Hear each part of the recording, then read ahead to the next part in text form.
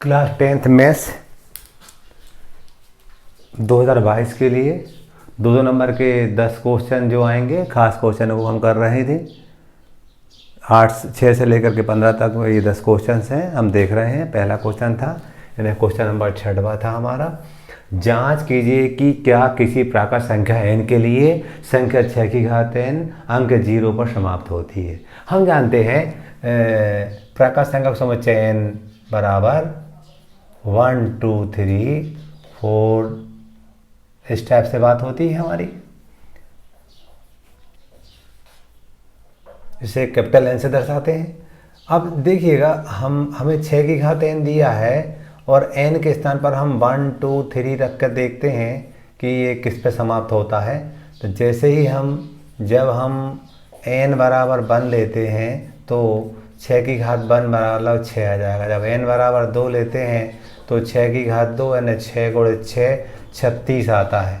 और n बराबर 3 लेंगे तो 6 की घात 3 यानी 6 गुणे 6 गुणे 6 यानी 36 6 का 2 16 आता है।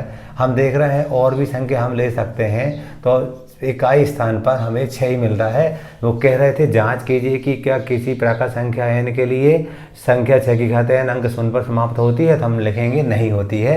हम लिखेंगे किसी प्राकृत संख्या, प्रश्न से देख के लिख रहा हूँ, प्राकृत संख्या n के लिए संख्या 6 की घात n अंक 0 पर समाप्त नहीं होती। समाप्त नहीं होती, ये हमने ऊपर देख लिया है। क्वेश्चन नंबर 6 हो जाता है। 7वां क्वेश्चन देखिएगा। एक द्विघात बहुपद ज्ञात कीजिए, इसके शून्यकों का योग और गुणनफल क्रमशः 1/1 है। हम जानते हैं द्विघात बहुपद बनाने के सूत्र s की घात 2 ऋण शून्यकों का योग इंटू x धन शून्यकों का गुणन। शून्यकों का गुणन ये सूत्र होता है। सूत्र में वैल्यू पुट कर देंगे हम। x की घात 2 योगफल 1 दिया था, गुणनफल भी 1 दिया था। s की घात 2 x से कम x होगा, ऋण x धन 1, यही हमारा आंसर होगा। क्वेश्चन नंबर हमारा 7 हो जाता है। 8 देखिएगा, हमें AP दे रखी थी, उसमें प्रथम पद और सारवंतर ज्ञात करना था। AP हमें दी थी 3/2 कामा 1/2 कामा ऋण 1/2 कामा ऋण 3/2। इसी टाइप से अन्य पद होंगे हमारे। हमें इसका प्रथम पद A निकालना था, तो हम जानते हैं प्रथम पद A बराबर 3/2 है। हमें निकालना था सारवांतर। सारवांतर उन्होंने इसको D का है कॉमन डिफरेंस। ये दूसरे पद में से पहला पद घट के निकलता है, 1/2 में से हम 3/2 कम करेंगे। अगले पद में से पिछला पद घट के निकलता है। हम जानते हैं दोनों के हर समान हर लघुत्तम हो जाएगा, ऊपर की संख्या वही की वही आएगी। तो यहाँ ऋण 2/2 हम भाग देंगे तो ऋण 1 होगा। ये दूसरा आंसर होगा। पहला आंसर 3/2 था हमारा इसका, ये पहला आंसर था। आगे चलते हैं हम। 9वां क्वेश्चन था हमारा, त्रिभुजों की समरूपता की शर्तें लिखो। क्वेश्चन नंबर 9 देखेंगे हम। दो त्रिभुज समरूप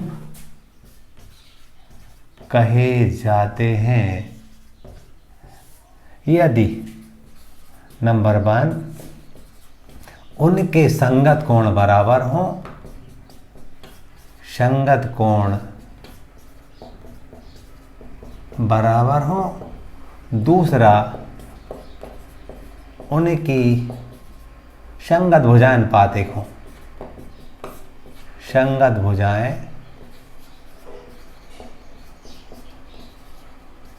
अनुपातिक हो। ये क्वेश्चन नंबर हमारा 9 हो जाता है। क्वेश्चन नंबर 10 था हमारा। 10 क्या कहता है? 10 में हमें दूरी निकालना था। 2 बिंदु दे रखे थे, P दे रखा था 4 6 और Q दे रखा था हमें 6 8। इनके बीच की दूरी ज्ञात करना था। हम जानते थे इसको x1/1 माने, इसको यदि x2/2 माने, तो मैंने दूरी का सूत्र आपको बताया था। याद करने का तरीका करने के अंदर मैंने कहा था x - x लिखो ऊपर घात 2 लगाओ, धन बाय माइनस बाय लिखो, ऊपर घात 2 लगाओ और 2 1 लिख दो या 1 2 1 2 लिख दो, ये दूरी का सूत्र हो जाता है। दूरी पी क्यू बराबर x2 क्या है हमारे पास 6, x1 क्या है 4, 6 ऋण 4 की घात 2 धन y2 हमारे पास 8 है और y1 हमारे पास 6 है घात 2। तो पी क्यू बराबर 6 में 4 का 2, 2 की घात 2, ये भी 2 की घात 8 में 6 का 2, 2 की घात 2। तो पी क्यू बराबर ये लिखेंगे 4 धन 4, करनी के अंदर 8, 8 को 2 वर्गमूल 2 लिख सकते हैं हम, 2 वर्गमूल 2 इकाई। ये हमने इनके बीच की दूरी ज्ञात कर ली। अब क्वेश्चन नंबर हमारा 11 आता है। 11 क्वेश्चन क्या कहता है, बिंदु ए के निर्देशांक ज्ञात करना है जहाँ ए भी एक वृत्त का व्यास है। हम क्या कर रहे हैं, ये वृत्त बनाया हमने, इस वृत्त में जो ए बी व्यास मान ले रहे हैं हम, और हमें ए के निर्देशांक ज्ञात करना, मान ले रहे हैं निर्देशांक इसके x1 y1 है, बी के हमें दे रखे थे हमें निर्देशांक 1 4 दिए थे, इसको हम क्या मान लें x2 y2 मान लें, और केंद्र के भी दे रखे थे, केंद्र मान लीजिए हमारा C है, सेंटर केंद्र कह दिया हमने, ये 2-3 दिया है। हम जानते हैं व्यास को जो केंद्र होता है 2 बराबर भागों में बांटता है, ये मध्य बिंदु का काम करता है C। तो हम लिखेंगे C के निर्देशांक क्या होंगे, x बराबर x1 धन x2 बटे 2 और y बराबर y1 धन y2 बटे 2। मध्य बिंदु सूत्र लग जाएगा। यदि केंद्र निर्देशांक x y है तो x बराबर समथिंग और y बराबर समथिंग। इसको हल करेंगे हम। x का मान हमें 2 दे रखा था, x1 का मान हमें नहीं मालूम, x2 का मान हमें 1 दे रखा था बटे 2। तो गुणा करेंगे हम, इस 2 के बटे में 1 लगा सकते हैं, तो x1 धन 1 बराबर 2 दूनी 4 होगा, x1 बराबर 4 ऋण 1, x1 बराबर 3। इसी टाइप से इधर करेंगे हम। y का मान हमें -3 दिया था और y1 नहीं मालूम है, y2 का मान हमें मालूम है 4 है और ये 2 दे रखा था, ऋण 3 के बटे में 1 लगा सकते। तो गुणा करेंगे तो y1 धन 4 बराबर 3 दूनी 6 ऋण के 6 हो जाएंगे, y1 बराबर ऋण 6 ऋण 4, तो y1 बराबर ऋण 10। तो जो आंसर होगा, इन्हें जो केंद्र के निर्देशांक तो दिए थे हमें, एक निर्देशांक चाहिए थे, आंसर जो होगा एक निर्देशांक हमारे पास 3 आया और ऋण 10 आया, ये हमारा आंसर होगा।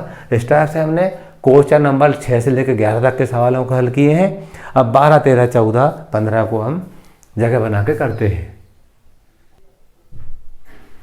क्वेश्चन नंबर 12 था हमारा, हमें इसमें मान ज्ञात करना था।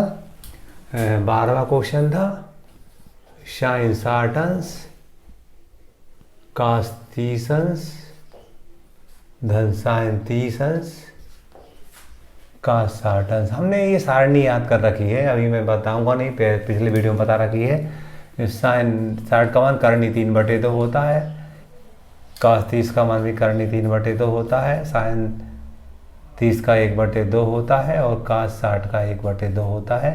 हम गुणा करेंगे, करनी 3 से, करनी 9 का 3 हो जाएगा वर्गमूल, 2 दूनी 4, यहाँ 1/4, लघुत्तम है इसका 4, हर समान एक बार ले दी, ऊपर संख्या वही की वही आती है, तो ये 4/4 1 हो जाएगा, यही हमारा आंसर होगा।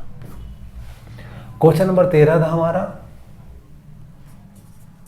हमें 2 वृत्त की त्रिज्याएं 8 और 6 सेंटीमीटर की दे रखी थी, उस वृत्त की त्रिज्या ज्ञात करना था जिसका क्षेत्रफल इन दोनों वृत्तों के क्षेत्रफलों के योग के बराबर है। हमें एक वृत्त दे रखा जिसकी त्रिज्या हमें 8 सेंटीमीटर दे रखी है, दूसरा वृत्त दे रखा उसकी त्रिज्या हमें 6 सेंटीमीटर दे रखी है, एक वृत्त और इन दोनों को मिलाकर के तीसरा वृत्त बनाया जाए, उसकी त्रिज्या हमें निकालना है, जबकि इन दोनों के क्षेत्रफलों का योग इसके क्षेत्रफल के बराबर है।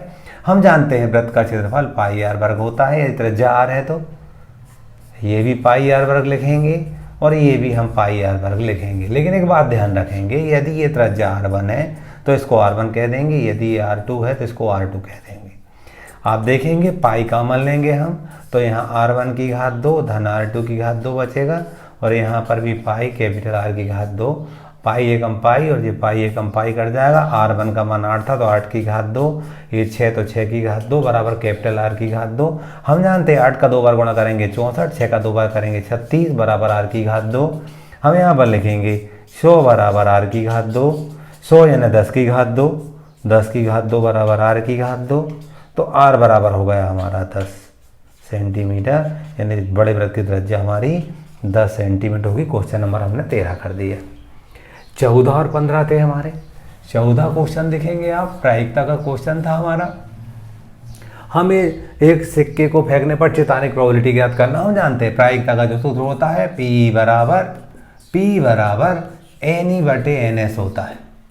अब हम क्या करेंगे, पहले S लिखेंगे, फिर NS लिखेंगे, फिर E लिखेंगे, फिर NE लिखेंगे, फिर हम सवाल करेंगे। S मतलब प्रतिदर्श बिंदु, हम जानते सिक्का है तो उसमें हेड और टेल होंगे, चित और पट होंगे, ST लिख देंगे। Total number of element in this set 2 है तो 2 लिख देंगे। इसका मतलब जैसे n लगाते हैं वो n दर्शाता है कि इसके अंदर कितने अवयव हैं। E क्या था हमारा, चित यानी हेड, एक ही है, एक हेड होता है, तो यहाँ NE का मान 1 हो जाएगा और यहाँ पर मान रखेंगे P बराबर हमें 1/2 मिल जाएगा। यही हमारा आंसर होगा। इसी टाइप से यदि पट की पूछेंगे तब पट वाले में भी 1/2 ही उत्तर आएगा, यहाँ T लिखना पड़ेगा। ठीक है। अब क्वेश्चन नंबर 15 होता है हमारा। 15 करने के लिए क्या दिया था हमें, PE बराबर दे रखा था, PE नहीं ज्ञात। हम जानते हैं PE धन PE नहीं बराबर 1 होता है, ये सूत्र है हमारा। यहाँ पर ये सूत्र था हमारा, तो हम जानते हैं इसका मान 0.05 दिया था। ये PE नहीं हमें ज्ञात करना था, बराबर 1, PE नहीं बराबर 1 ऋण 0.05 पक्षांतर कर दिया। हम क्या करते हैं, रफ में 1.00 में से 0.05 घटाएंगे, 10/5 गए 9, 10/5 गए 5 और ये 9 के 9 9, ये 0.95 आया। PE नहीं बराबर 0.95, ये हमारा आंसर होगा। इस टाइप से हमने 2 नंबर के 10 क्वेश्चनों कर लिए जो 2022 के लिए इम्पॉर्टेंट है। अब हम ऑब्जेक्टिव क्वेश्चनों कर रहेंगे।